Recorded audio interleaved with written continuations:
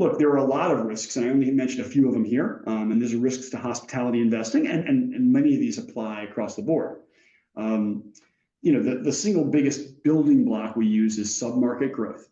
Our guess on, and I say guess because it's an educated guess, but it is a guess on what that particular submarket will grow at, all of the hotels in that submarket over the next 5 years or so.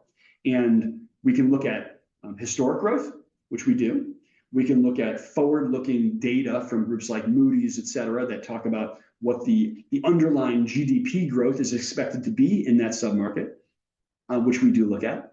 And then we spend a lot of time kind of digging in ourselves on what are the other hotels in the market? What does the supply growth look like in the market? And not just how many hotels or how many hotel room keys, but are they similar brand? Are they unbranded?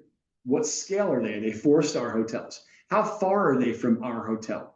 And there's a lot of data about hotels that are going to be constructed long before they open. So you can kind of evaluate that over time, which is very helpful.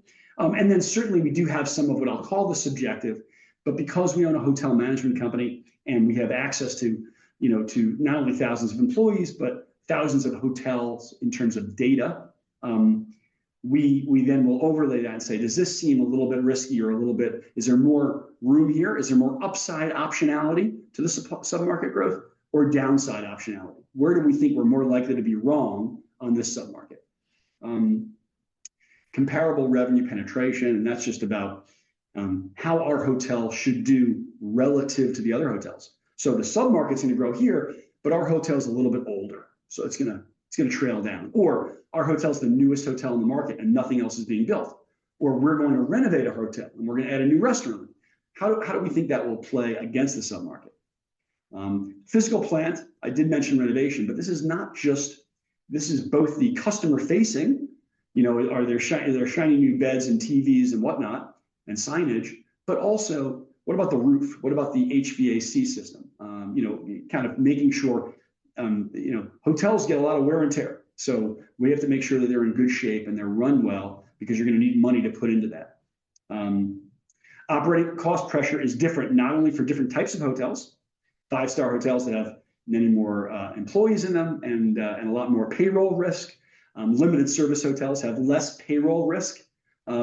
There's insurance risk. Are you in Florida? Are you in California? What does that look like? Taxes, minimum wage. Some of those are very market and submarket specific. And then lastly, evolving guest preferences, which we spend time thinking about, although we don't have a crystal ball. So we're just thinking about, is this the kind of thing directionally that we're going to capture? Are we targeting young people? Who are we targeting? Who's the customer? And there's not one customer, just to be clear. There's lots of them. But what does that look like? What's the segmentation look like? So that we think we're mainly targeting these customers, and this asset seems to be fresh and correctly targeting them.